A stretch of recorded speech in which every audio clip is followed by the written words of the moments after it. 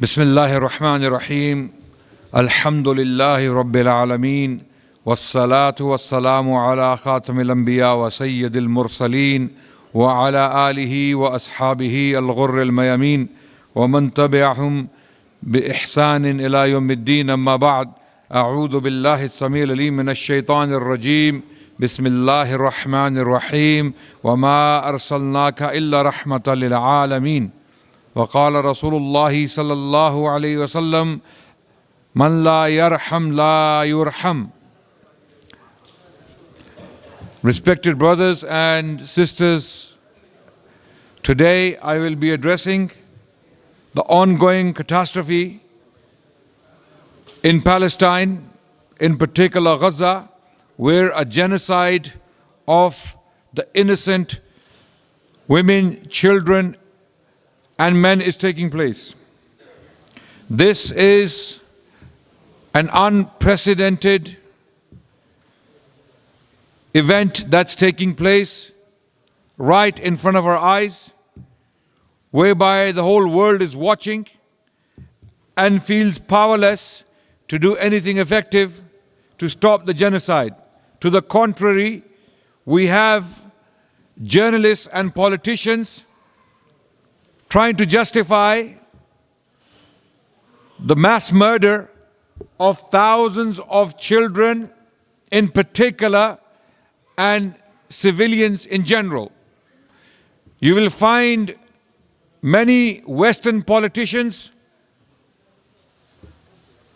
working as apologists for this genocide. Many journalists who have sold out to their Zionist masters are trying to play games using words like legal interpretations to justify the genocide of these children. I can guarantee you, if this was taking place in Ukraine, if these images were coming out of Ukraine, the Western media would be running marathons. And this double standard, this hypocrisy was exposed by the social media, mainstream media, which is in the hands of these people who are justifying the genocide in Palestine. You will never hear the truth from them. When they were dealing with the crisis in Ukraine, rightly so, they were condemning the killings of innocent people in Ukraine, rightly so.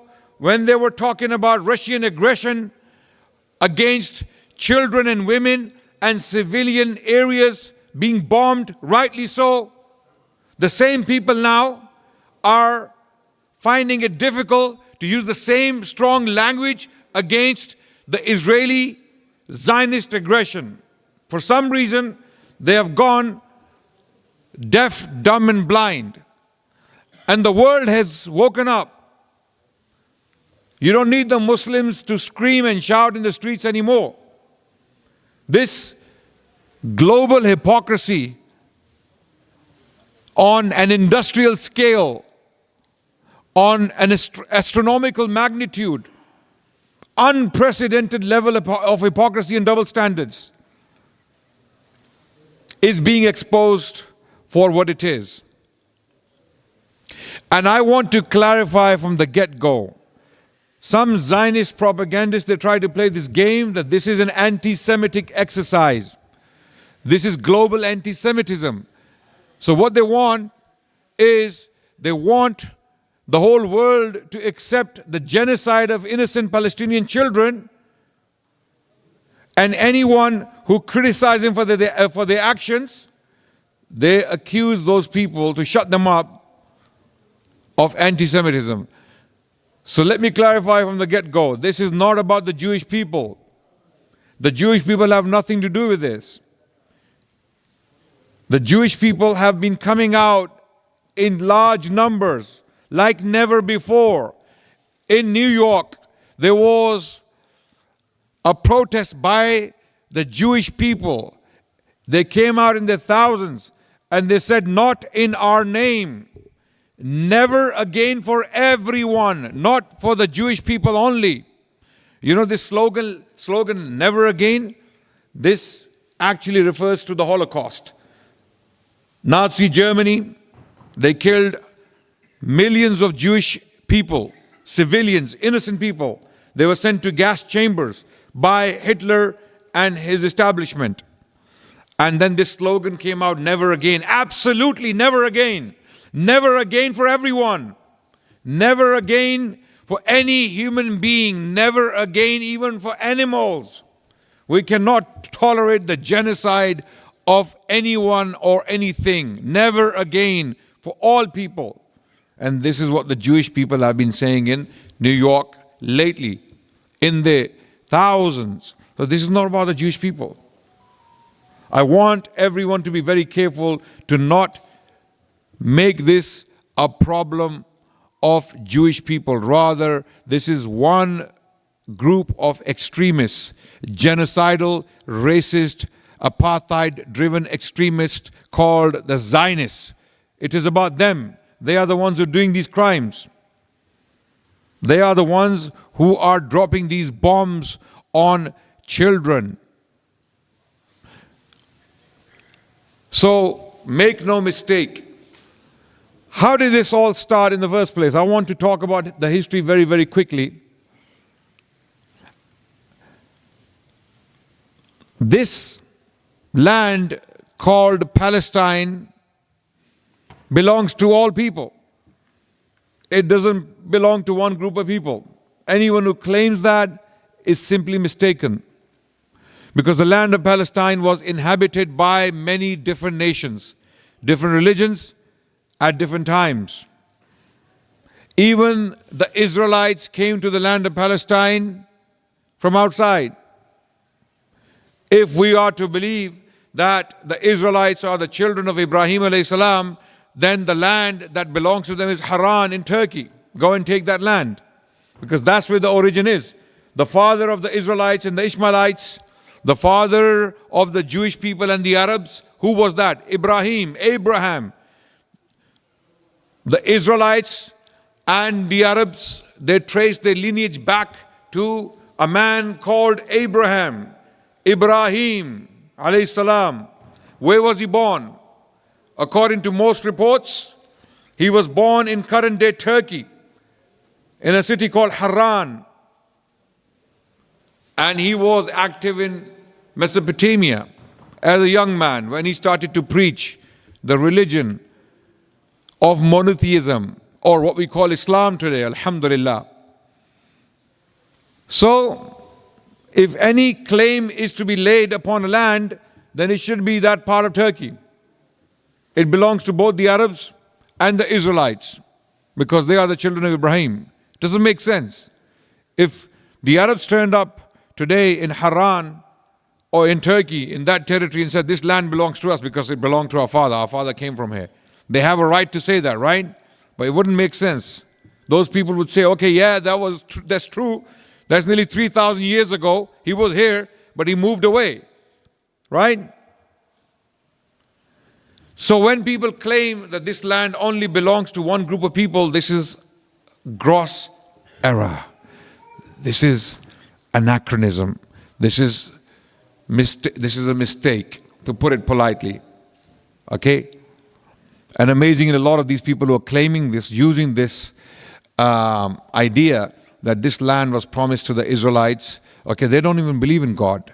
I'm not talking about the Jewish people, I'm talking about the Zionists. Many of them are disbelievers. They don't even believe in God.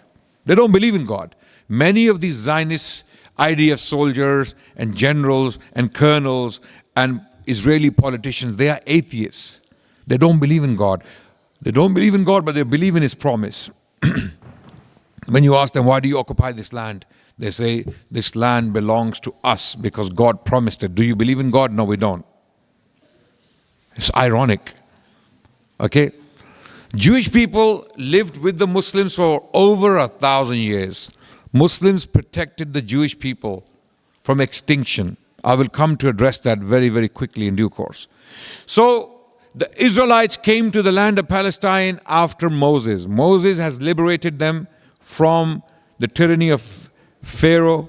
And this is historically attested, by the way. This cannot be contested. So, the people of Israel, or the tribes of Israel, 12 sons of Jacob, Yaqub alayhi salam, who was also called Israel.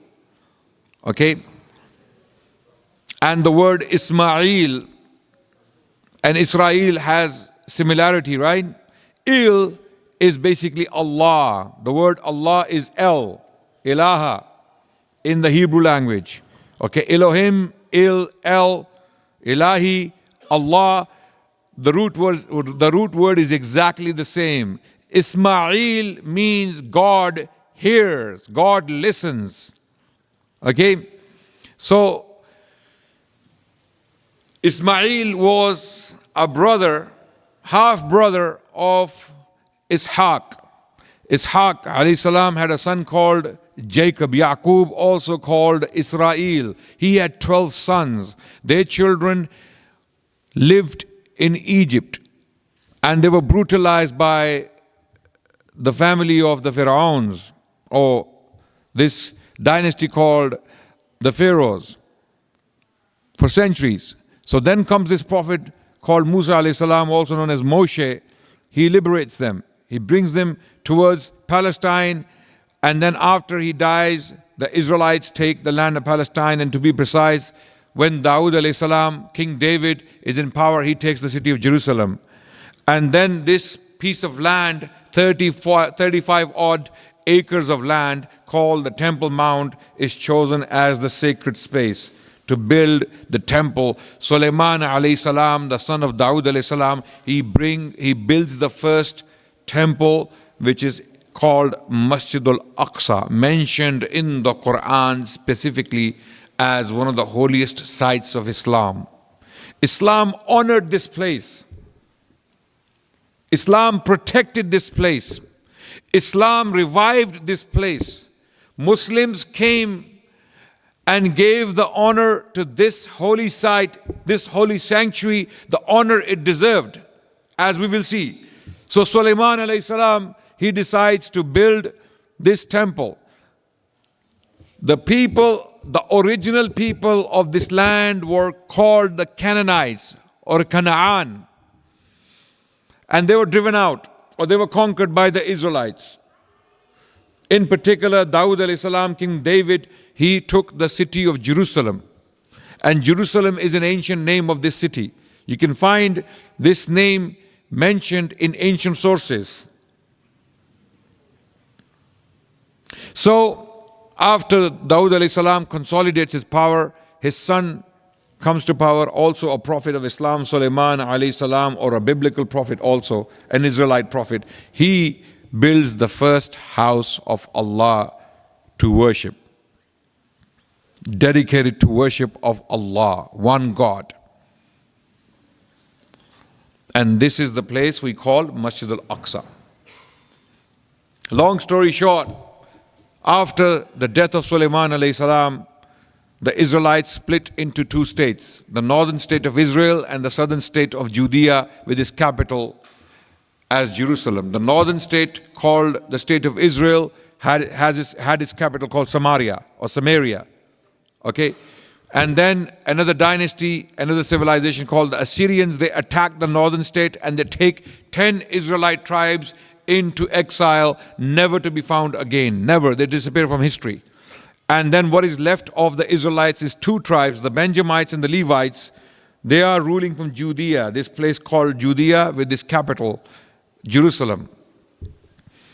And then comes another catastrophe called the Babylonian exile, when the king of Babylon, Nebuchadnezzar, attacks in 587 BC, he attacks the city of Jerusalem and completely destroys the temple built by Sulaiman alayhi salam. So the temple of Solomon, Masjid al-Aqsa, was completely demolished, razed to the ground by the king of Babylon, the Iraqi king at the time. His name was Nebuchadnezzar, Bukhtanasar. Then another dynasty, a Persian dynasty called the Achaemenids, they defeat the Babylonians and take this land of Babylon. So one of the kings called Cyrus the Great, he allows the Israelites to come back to the land of Palestine to rebuild the temple. This happens in 537 BC, before Christ. They come back and they build the temple again. for the second time. So the Temple of Solomon is resurrected again, the second time. Okay? And then follows the Greek period soon after. Alexander the Great comes, he takes this land, and then the Israelites become Hellenized. Hellenized means they start to adopt Hellenic culture, Greek culture. So they tried to Hellenize Judaism, or whatever the religion of Israelites was at that time, because the religion of Israelites has not survived in its purest form, as we know from the Tanakh or the biblical text. It's not pure. We don't have the actual writings of the prophets as they had left them behind, because we don't even know what language Moses spoke. Musa alayhi salam, he received revelation, water please. He received revelation in his language.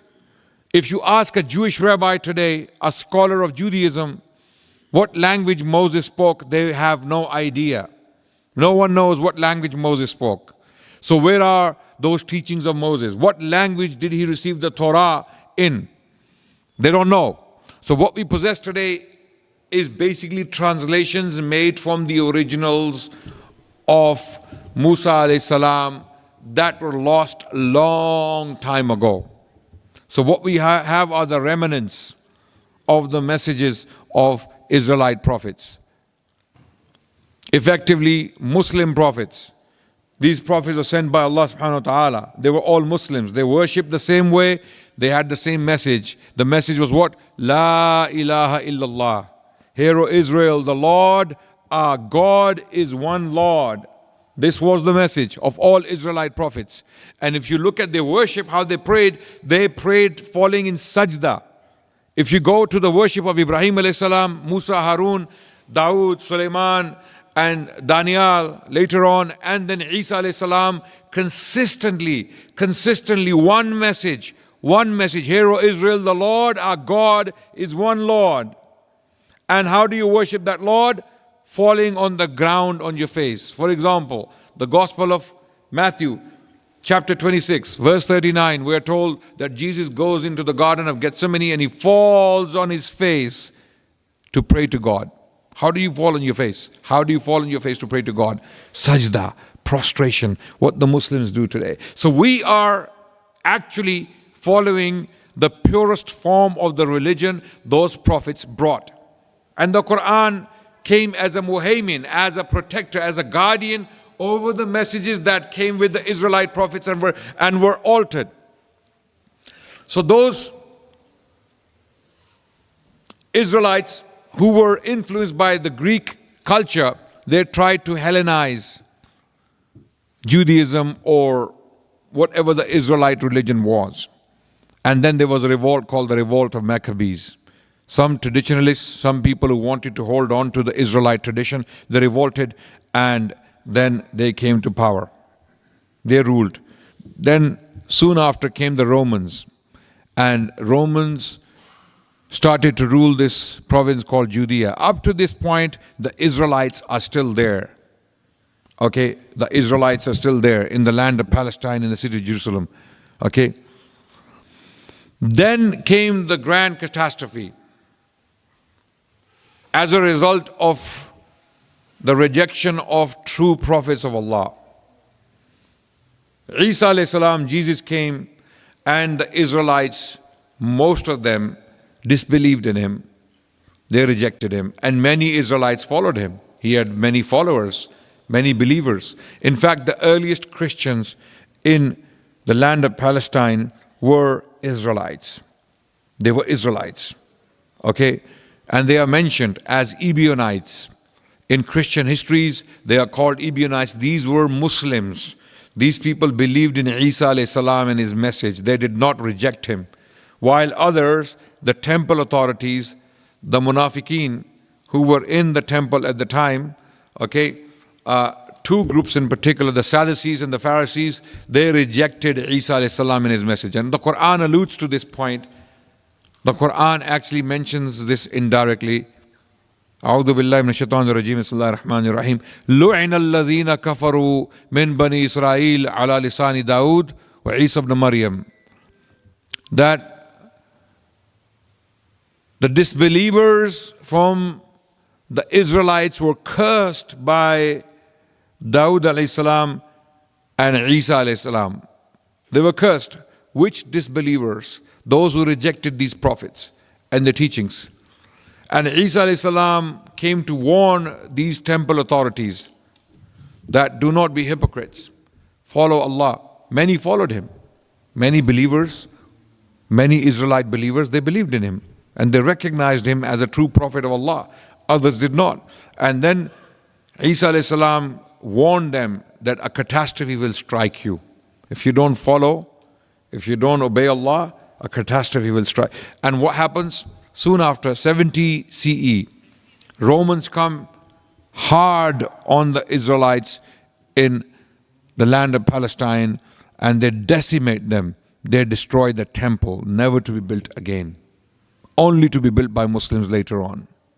In 70 CE, the Romans, a general called Titus, who became an emperor later on, he destroys the temple. Then whatever remains of the Israelites in the city of Jerusalem, in the land of Palestine, okay, they revolt again.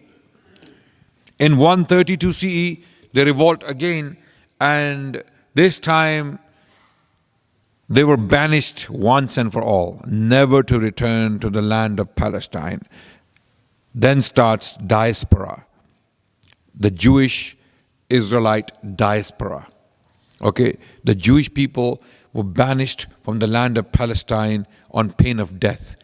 If any Jew was found during the Roman period in Palestine, he would be killed on the spot. This was the decree of the then emperor of Rome called Hadrian. You know about the Hadrian's Wall? Hadrian's Wall in Britain, it goes through the city of Newcastle, and it stretches from coast to coast, northern Britain. This was a wall built by Emperor Hadrian. He ruled as his territory as far as Britain. He was a very powerful emperor. In his time, the Israelites revolted again in Palestine under a messianic figure called Bar Kokhba. The revolt of Bar Kokhba, it was crushed severely by the Romans, and the Israelites were killed and were banished, exiled forever. And the city was leveled. The city of Jerusalem was razed to the ground, and it was renamed as Elia or Elia, after the name of the emperor Elias Hadrianus, Emperor Hadrian. And then the Jewish people or the Israelites were not able to come back to the land of Palestine and live in peace. They were not allowed to come back. First by the Romans, and later when the Romans came to Christianity, when they accepted Christianity. Now when Romans became Christianity, things turned even more sour for the Israelites. You know why? Because the four Gospels accuse the Israelites, the Jewish people, of killing Jesus Christ. And who is Jesus Christ to Christians? God. So the Jewish people had this stigma attached to them for centuries to come, that these are the people who killed God. And the people, the Israelites, the Jewish people, were persecuted throughout Christendom or throughout Christian history. Subsequently, they only survived because some Christian authors and church fathers wrote that they are to be left alone as witnesses to the truth of the Lord. They are the carriers of the Old Testament that has prophecies about Jesus Christ our Lord. So if you kill them off, we have no one to refer to as the witnesses to testify to the truth of Jesus Christ our Lord. This was the idea. So when Christians came to power through the Romans, when the Roman emperors started to accept Christianity, starting from Constantine the Great, and then thenceforth almost every single Roman emperor was a Christian. And later on, they became staunch Trinitarians. They adopted the Catholic creed. They started to force everyone to accept that creed. So the Jewish people were not allowed to return to the land of Palestine on pain of death. They were not allowed. Okay, they tried many times coming back, but they were not allowed. So what happens? The Muslims come. They take the land of Palestine. During the reign of Umar bin Khattab radiallahu anh, okay, this is the first time the Jewish people are allowed to return to the land of Palestine. And they will live in this land in peace, in harmony with Muslims for the next 1,300 years. This is where the story begins. This is where the Zionist propaganda is put to rest. Okay? When they say that, you know what, we need a state to protect ourselves. We are a persecuted minority. We have suffered. We were brutalized. Yes, you were brutalized. Yes, not by Muslims. Not by Muslims. By Europeans. By Christians. They brutalized the Jewish people. They persecuted the Jewish people for almost 1,000 years. And where did the Jewish people survive is the question. With the Muslims. Even the Muslims don't know this today because we don't read our history. The best, the most learned, the most sophisticated Jewish communities in the world lived under the protection of Islam throughout Muslim domain. From Spain to China, Muslims ruled land between China and Spain. And Muslims dominated the world politically for more than 1,000 years. This was the most powerful civilization in the world. And where did the Jewish people go? Jewish historians themselves, they confirm. Before Zionism, even before Zionism was born, there were Jewish historians writing on this. In the 19th century, there were Jewish historians writing on this. Before Zionism was formalized, that the golden age of the Jewish people was under Islam. In particular in Al-Andalus, in Spain, in Muslim Spain. For 300 years, the best Jewish scholars, Jewish poets, Jewish philosophers, Jewish theologians, Jewish politicians, Jewish prime ministers were born in Islamic Spain. The most powerful Muslim king in the history of Islamic Spain was a man called Abdurrahman III, who announced his caliphate in Spain from Córdoba, from the city of Córdoba, in 929 CE. And he was the most powerful king, not only in Europe, but potentially, possibly in the world at that time.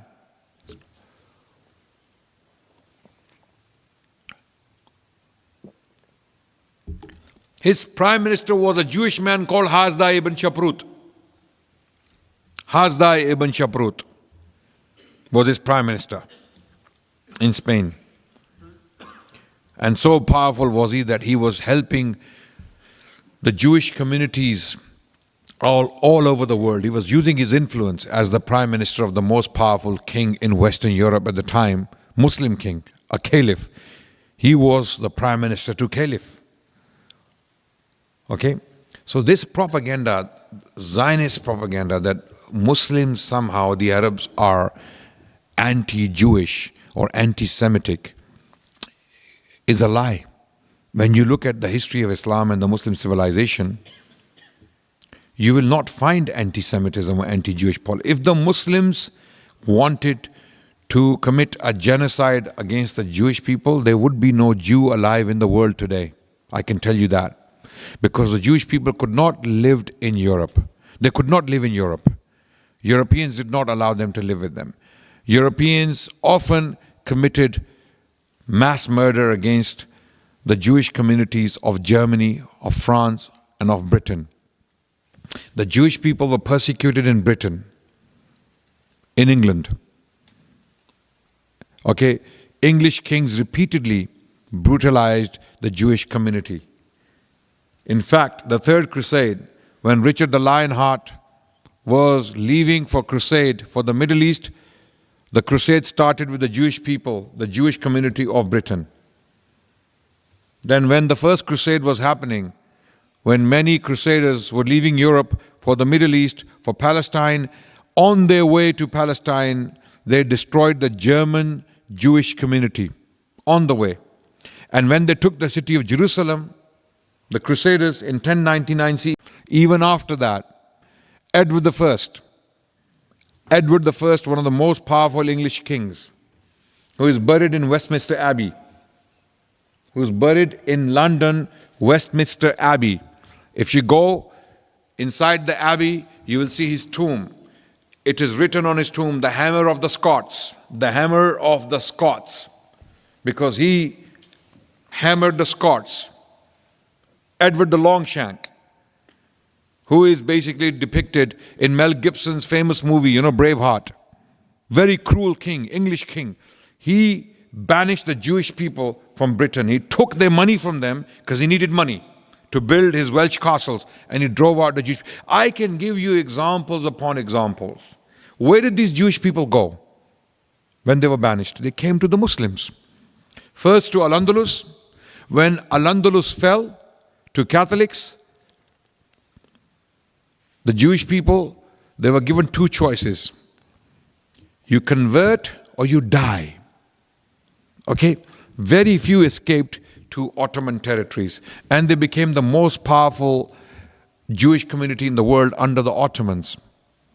The Ottomans have written, there are Ottoman historians who have written about this, how prosperous the Jewish communities of Istanbul or Constantinople or Constantinople, and later on Istanbul and then Istanbul, how the Jewish communities lived in not only Istanbul but also in Jerusalem.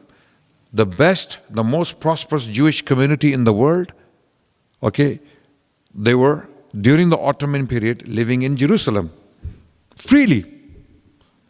This is a topic in itself, how the Muslim civilization treated the Jewish people. So there is no evidence when the Zionists claim that this is an existential threat for them.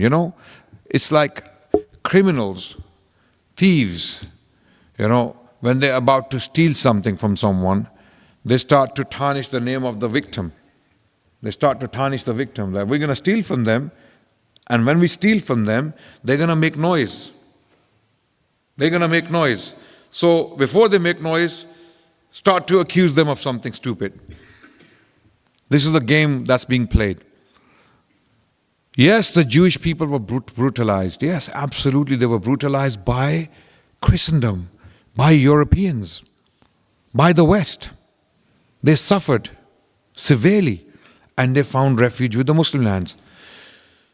So when the Muslims came in, when Umar bin Khattab radiallahu anh took the city of Jerusalem from the Byzantines, from the Romans, the Jewish people were allowed to come back to the land of Palestine for the first time after an absence of 500 years.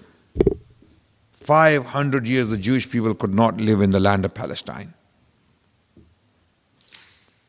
And then after that, the Jewish people lived in the land of Palestine and other parts of the Muslim world as, citizens of the Islamic world. They lived in peace and harmony. They flourished. There are so many testimonies from different places at different times that this requires a lecture in itself.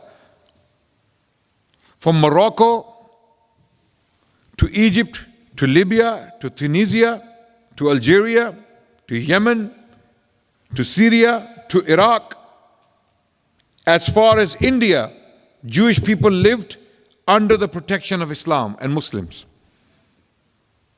The best and the oldest Jewish community in the world was in Iraq as late as 1930s. 1930s.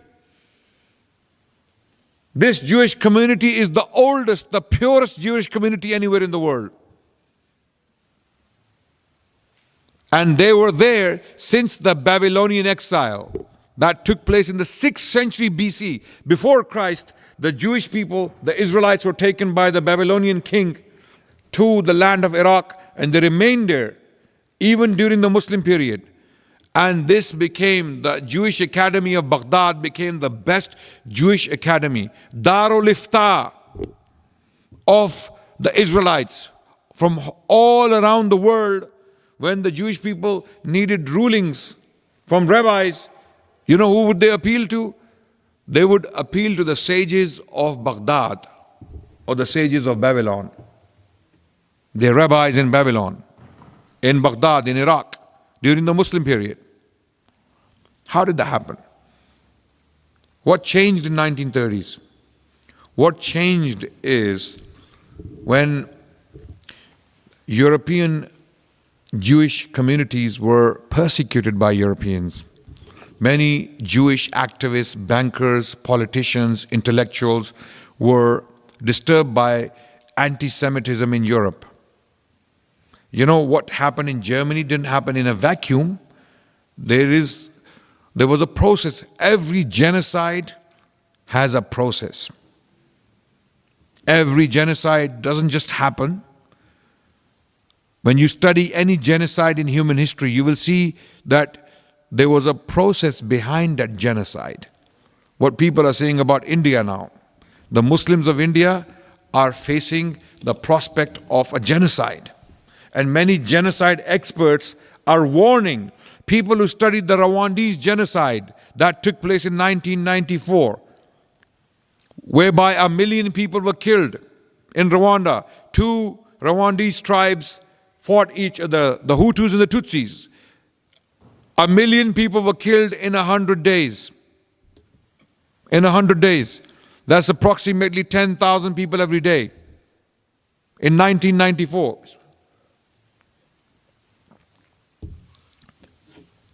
And when people studied that phenomenon, experts on genocides, they say, no, this didn't just happen. People didn't wake up one day and say, okay, let's kill each other. No. There was a hate campaign that was going on for a very long time. This hatred boiled to such a level that the volcano erupted in 1994. Just like that, what's happening in India with Muslims today, many genocide experts are warning that there are stages of this process. Many stages have been passed already, and we are very close to a real prospect of a genocide in India against the Muslim people because of the hatred between the Hindus and the Muslims. And this hatred is being pumped by the current BJP government in India. They are specifically instigating for a genocide.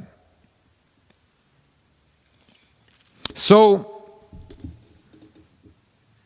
this genocide that took place in Germany against the Jewish people, it has a background.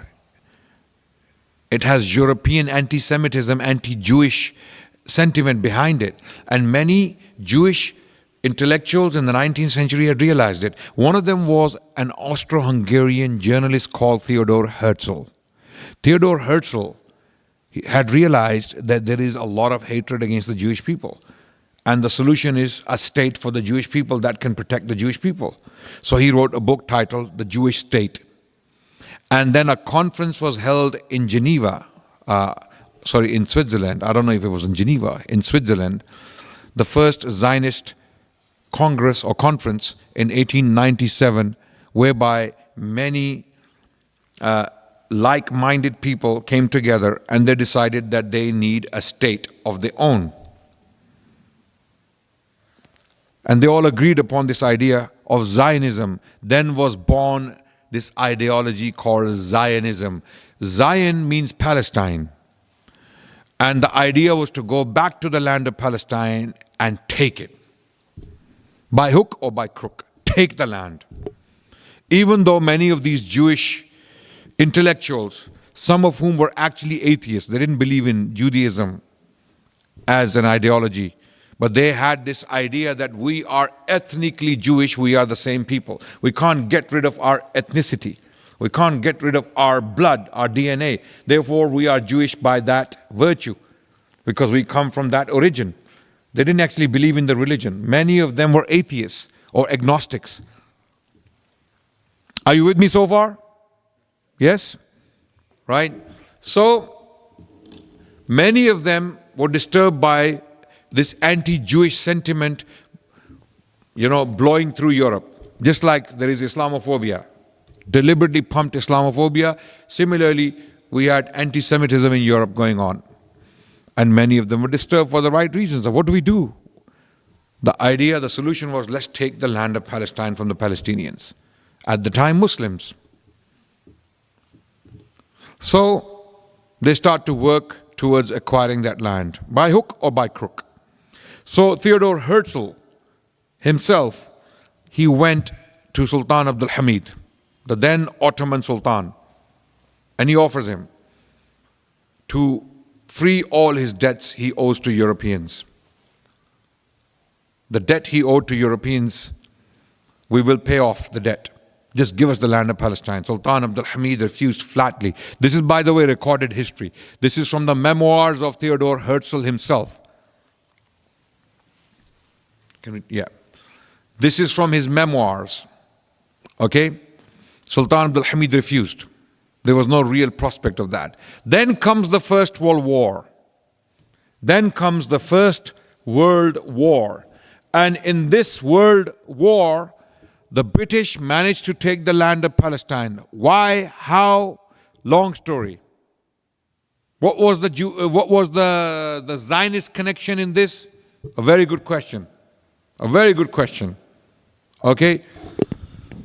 So again, this is where this group of extremists, this group of people called the Zionists, separate from the Jewish people. Jewish rabbis, Orthodox Jews, they don't believe in this. They did not favor this theory of a state, because they believe that a state can only be established when the Messiah comes. They are waiting for a Messiah. The Jewish people, the Orthodox Jewish rabbis, if you speak to an Orthodox Jewish rabbi, they will say that the state of Israel is basically anti-Jewish. It goes against basic Jewish ideas or ideals. This is not Jewish. It's not a Jewish enterprise. Yes, you will see many Orthodox Jews living in Israel, but they don't agree with it. And we have seen them lately in all these marches and protests, giving interviews that this is not in our name. What's happening here, we have nothing to do with it. So this is where this separation between Orthodox Jewish communities, Orthodox rabbis or Orthodox Jewish religion and Zionism takes place. This split.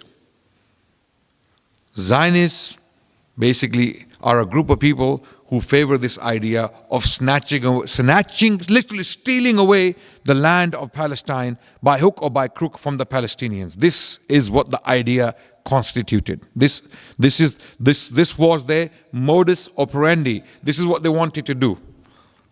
And they made it happen. So, this group became very active politically. So active that in 1917, when General Allenby, a British colonial general, took the land of Palestine and the city of Jerusalem in 1917, the then Foreign Secretary of Britain called Arthur Balfour, for some reason, promises the land of Palestine to the Zionist community, not the Jewish community, to the Zionists, Then the leader of the Zionists in Britain was Lord Rothschild. He writes this letter to Lord Rothschild and promises him that the land of Palestine will be given to you. This is not even now secret history anymore. This is not a conspiracy theory. Okay? There is an elderly Rothschild alive today. His name is Jacob Rothschild. He was interviewed lately. And he boasted about it. Yes, it was my great uncle who was given the land of Palestine by Arthur Balfour. Why? What caused him to do that? Very good questions. I am sure the reasons are not very different to why Rishi Sunak today, the British Prime Minister, is singing one song, Israel has the right to defend itself. There are kids dying, there are children, Israel has the right to defend itself. There are women dying, hospitals are being bombed, all international laws are being broken. This is war crime, Israel has the right to defend itself. This song, Israel has a right to defend itself, Israel has a right to defend itself, Israel has a right to defend itself. Every single Western leader is singing the same song. Same song. Despite the fact when you show them the pictures of children being ripped apart, hospitals being bombed, densely populated areas are being bombed by heavy technological destructive weapons, Israel has a right. Okay, what does that mean? What does that mean? What does that statement mean? That they can go and kill children? They can commit a genocide? How many more people? 10,000 have been killed. Half of them children below the age of 10. Piles upon piles of dead bodies. And the world is watching. Their blood is water. Their blood is water. It has no value. They have been dehumanized by mainstream media. And until the Muslim world wakes up and starts talking about it, without breaking the law, without doing stupid things, without in your anger you start doing stupid, no, you have to control yourselves. This is the time to control yourselves. Remain calm and contained and do something effective about it. Talk about, educate your people. Educate your people, educate your children. Talk about the fadail of Al-Quds. Teach them about the value of Al-Quds. Masjid al-Aqsa, which is mentioned in the Quran. Why is it holy for us? Why are these people, these children and women dying? For what? For what cause are they giving their lives? What is causing them to die and have a smile on their face? So teach them, educate your children, your youngsters. Go around the world and teach them the value. And you know what? Change will come from here, from the West. Change will come from here. You want to do something? Stop breaking the law. Understand the law. Because your enemies are using the law against you. We get angry. We start saying things. We start doing things that do not help us. That do not help us. We have to be very, very careful. We have to be very, very intelligent. We have to look at the law, understand it, and then understand what our freedoms are. What can we do? And go accordingly. This is where the solution will come from. The solution will come from here. There are 3 million Muslims in Britain. There are millions of Muslims in the Western world. If we organize ourselves, if we educate our children enough, if we get involved in politics, if we start launching independent media platforms, okay, social media is very powerful. Mainstream media is crying tears of blood. They can't do anything now. They can't change the public opinion because pictures are coming out. Videos are coming out. Shredded bodies of kids and children and infants are coming out. And people have conscience. The awareness that there is in the world today has never been like this before. Back in the day, it was only the BBC, Sky News and CNN giving you what's happening. No more, no longer. Everyone has this device in their hands and they're getting all the latest news on it. You can't hide facts from people anymore. So it's changing minds. So we need to educate ourselves and do things in an educated way. We have to understand that by sitting idle, not raising our voice, not raising our concern, not being active is not a solution anymore. You can't be selfish. You can't be going about your business, your shop, your taxi, your restaurant, your houses, your mortgages. Is this what life is about? No. Do what you can in your power. You know your capacity. But these are the areas to invest in. Education, journalism, independent media outlets, political activism. Use your influence, exert your influence, and you will see the change. You will see people start changing, inshallah. Okay? So, the bottom line is, brothers, we've talked about the past, we have talked about the present. The situation right now is that the land of Palestine was, after Balfour Declaration, what came in was the British mandate. The British took the land of Palestine directly under their control. And the Zionist extremist terrorists, they started to blow up the British personnel. This is a bunch of extremists. This is a bunch of terrorists. In fact, the first Prime Minister, David Ben-Gurion, he was part of a group that was blowing up people, innocent people. Some British colonial officers were blown up. They were killed by this movement, so that this land is handed over to the Zionist movement very, very quickly. In 1948, long story short, after the British mandate, this land was given to the Zionists. And then for some reason, the League of Nations, also known as the United Nations, gave half the land of Palestine to the Zionists without any justification. Without any justification. Without any reasons. So the Palestinians, 1 million of them were driven out of their homes on gunpoint. Ethnic cleansing took place. These Zionist extremists were going into Arab villages, burning the villages, killing people in cold blood. There were mass graves found. Mass murder took place in 1948. What is called the Nakba, the great catastrophe. And since then, it hasn't stopped. Inch by inch, brick by brick, foot by foot, neighborhood by neighborhood, house by house, the Zionist movement is confiscating territory from the Palestinians by force. If you look at the map of Palestine starting from 1948 up to this point, you will see it shrinking. So the Palestinian people are being forced into small spaces like Gaza, the most densely populated area in the world, the largest concentration camp in the 21st century. Lo and behold, welcome to the civilized world. Welcome to the world of the civilized people. People who talk about equality, justice, rule of law. All of these Western politicians, these hypocrites, always talking about the rule of law, equality, justice, rule of law. Yes? Right under their supervision, the largest concentration camp in the world is operating, and now it's being bombed into pieces right under their supervision. Okay? So these are the last people to lecture us on being civilized.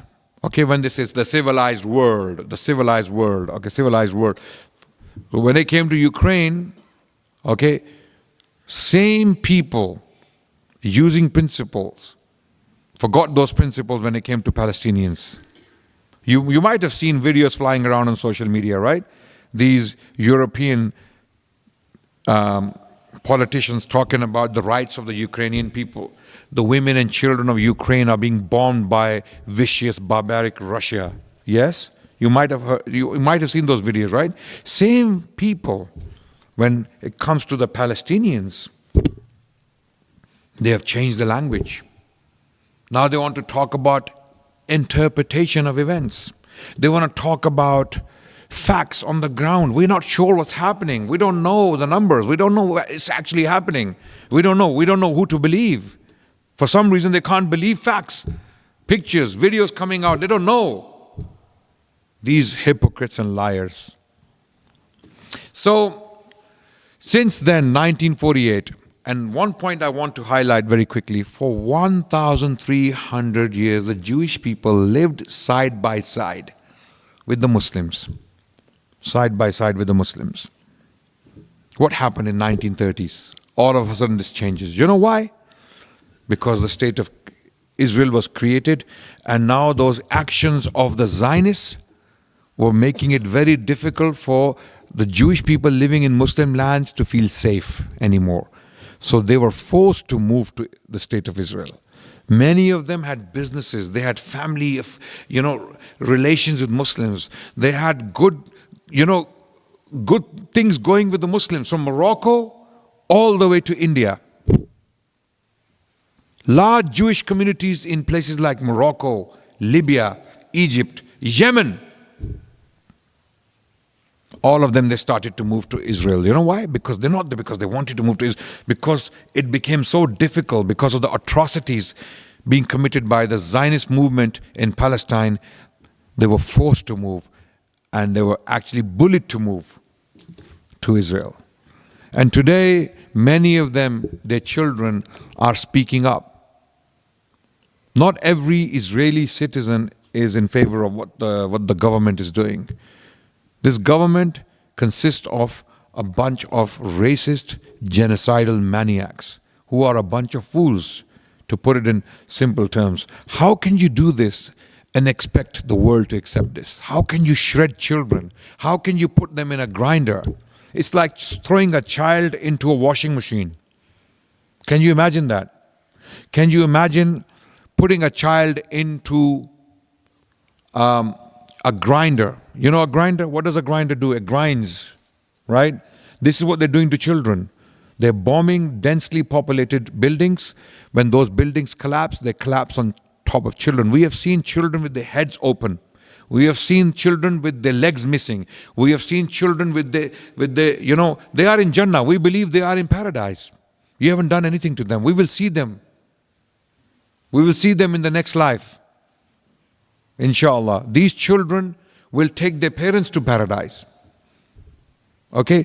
But what are you showing the world? What kind of fools are you that you will commit atrocities like this and you will think the world will accept it? You will gain more points. You will last. Finally, I want to say, what is the future? What is the future? We know the situation today, what's happening right now. Okay? And we want to clarify that we do not agree with anyone killing any civilians. We don't kill. Islam is plainly, flatly against that. This is not about the conflict between two military groups. This is not about that. This is about the people and their rights. What about the people, the civilians, the children and women? What about them? What about their right to that land? Will they ever get their land back? Okay? What about apartheid against the Palestinian people? What about the systematic theft of their homes? Zionists coming from New York, Australia, Canada, occupying houses of Palestinians. What business do they have in these places? They don't even believe in God, these people. And they take a flight from Canada, Australia, and the US, or even from Britain. They go into a neighborhood with settlers and they drive out a Palestinian family and take the house. What business do you have there? What right do you have over that land?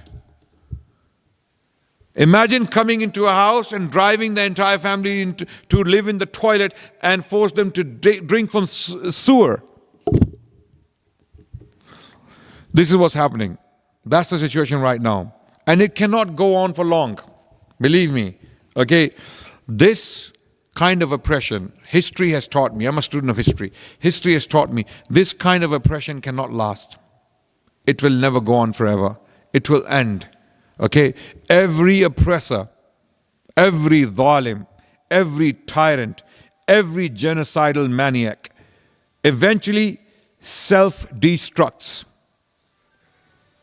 This is self-infliction before anything else. These people who are bombing children in Gaza, they are killing their souls before they kill a child. They are killing any claim to humanity, any claim to anything decent. They are killing that before they kill a child. When they shoot the rocket, when they send the rocket to a hospital, to a civilian area, they are already dead. These people are dead, spiritually dead. They have no life, they have no mind, they have no brain, they have no moral values. They are finished. And when people become like that, selfish, sadistic animals, when they become like that, they cannot last very long. I can guarantee you that. I'm a student of history. No civilization, no dynasty, no king, no establishment, however powerful it may be, lasted when it started to inflict such oppression on other people, on vulnerable, helpless people. So the good news, the future is bright. The future is bright. This is the beginning of the end. This is the beginning of the end. What they have done this time, the Israeli regime, the Zionists, what they have done this time, okay, is going to eventually cause them to fall against them. Their own people will tell them, not in our names. Enough is enough. We don't want this. We don't want this land. We don't want these homes. We don't want this. We don't want to kill people. How are you going to kill all Palestinians? Are you going to nuke them? How far are you going to go? You've killed 10,000. You want to kill another 10,000? Another 10,000, 30,000, 40,000, 50,000, 100,000? You're still not going to be done. You still have nearly 2 million left. You're going to nuke them? Where are you going with this? How far are you going to go with this? These are the questions we have to ask. So, the glad tiding is that you feel angry, you feel frustrated, you want to help your brothers and sisters. Do that. Do that within the boundaries of the law.